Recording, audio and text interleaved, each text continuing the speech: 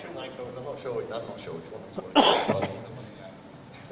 Monika, you want to grab the other mic just in case you want to answer in tandem as well? So Andrew, you design, I don't know, hundreds of speakers perhaps in your lifetime, if it's not too exaggerated number. But I've been doing it for 3,000 years, according to his development project. And we have heard some fantastic stuff up in the room in the morning today. And my question to you was, I mean, this is a very personal question because I wanted to always know this about, what happens inside a speaker designer's head. And I'm sure that from the marketing side, there's a lot of pressure for speaker designers globally.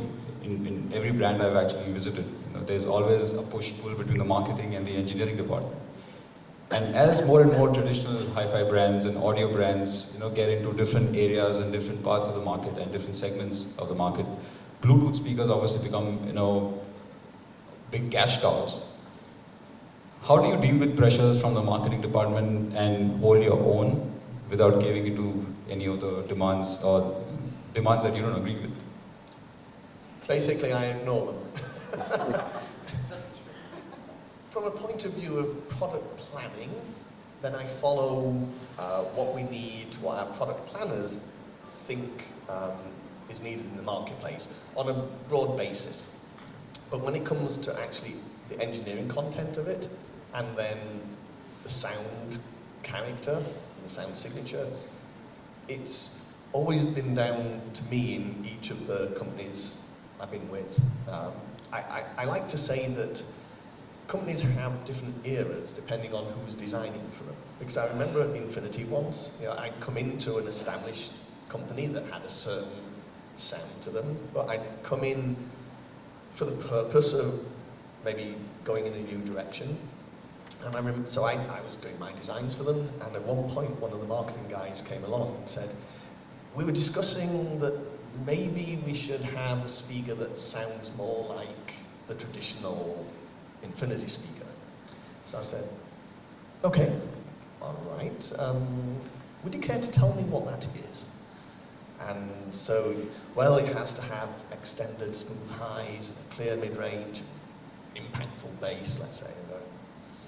I think I already try and do that whenever I'm designing, so can you be more clear? And it was difficult for them to put into words what it was, and so I just then ignored it and went my own way as usual.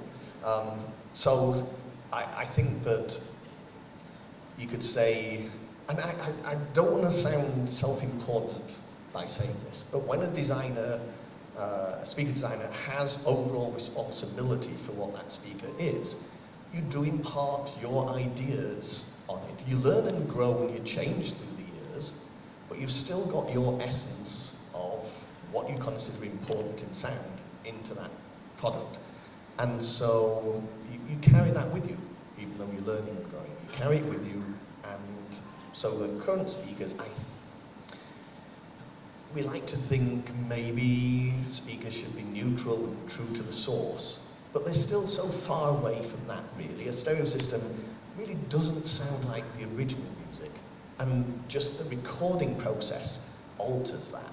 So what we're doing is, with our experience of listening to different systems, different music, we have, or I have in my mind something that I want to achieve, and that's what I go for. And I don't think a simple marketing brief can really change that. But it certainly doesn't for me. No, this is what you're getting. Probably Monika can answer that, and because there are so many different brands these days that want you to believe, that want the consumers to believe that even their headphones, if at all they've moved into the headphone space, the headphone will sound as good as an $80,000 flagship speaker. Because you can't afford the $80,000 flagship speaker, but you're trying to buy into the sound with maybe an $80 headphone that the brand makes. So do you have that kind of a pressure, or that kind of maybe even a longing at ELAC that you would want to make a headphone that sounds as good as a Concerto sometimes? Yeah, that's working. No, I unplugged it. I'll answer it. I would love Andrew will design headphones because I understand that ELAC doesn't want to stay. If we want to be in top of the market, we can't just stay with the classical look and the loudspeaker range. That's why we bought Audio Alchemy brand. We would like to move up to give India a full solution. So we have speakers, we have electronics, and the last thing, we don't need Audio Technica, we will have ELAC headphones. No. So we would like to give a full solution. Not the cables, I don't think so, cables. But I don't believe the headphones will ever sound like the 60,000 euros Concentro or $5,000 Adante Floorstone. Well, it's actually interesting because last weekend I was at the Rocky Mountain Audio Show and I was on a panel. And the panel was, what sounds better, headphones or loudspeakers? And it was a very strange concept to have as a panel, because how can you say one sounds better than the other? And so Paul Barton was on from PSB, and he was saying about whether you're trying to make one sound like the other. And I was saying that as far as headphones are concerned, they have a different sound. Because first of all, just the way the sound is more in your head rather than out there in front of you. And I know there's various DSP systems these days trying to move the sound out of your head. But I said, what's interesting about headphones is they have a directness and a detail that's very difficult to hear in a speaker because you're limited by the room. Headphones are not limited by the room.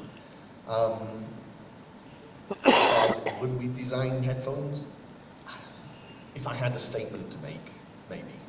But it's a crowded market and there's plenty of good headphone manufacturers out there. If I can say one thing, from a sales point of view, I believe the headphones coming to ELAC, like debut range by Andrew Jones, really brought up a young generation to ELAC. Because ELAC originally was made in Germany, Jet Tweeter, quite expensive product. And not everybody from young generation student, university student can buy that kind of product. So bringing debut line increase people willing to buy ELAC, and I believe the headphones could do the same as well. She's giving me that look that's hard to resist.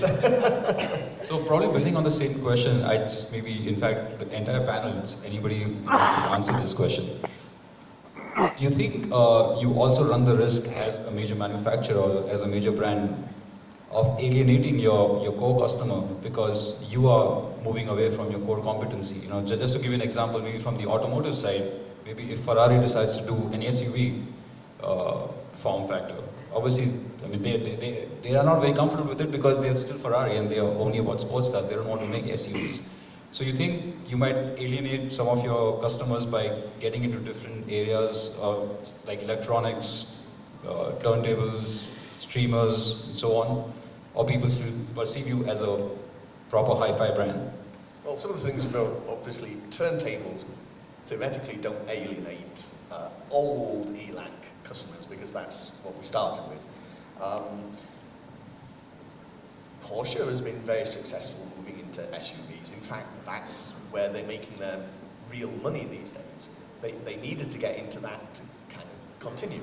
So you can do it in the right way and add product categories to your range. And if you do it in the right way, with the right kind of sound quality, I think you don't alienate, you just add to your customer base. And that's certainly what's happened with ELAC. Was traditionally a mid-high-end company, and when I joined, I said, we're going to go really low entry price points.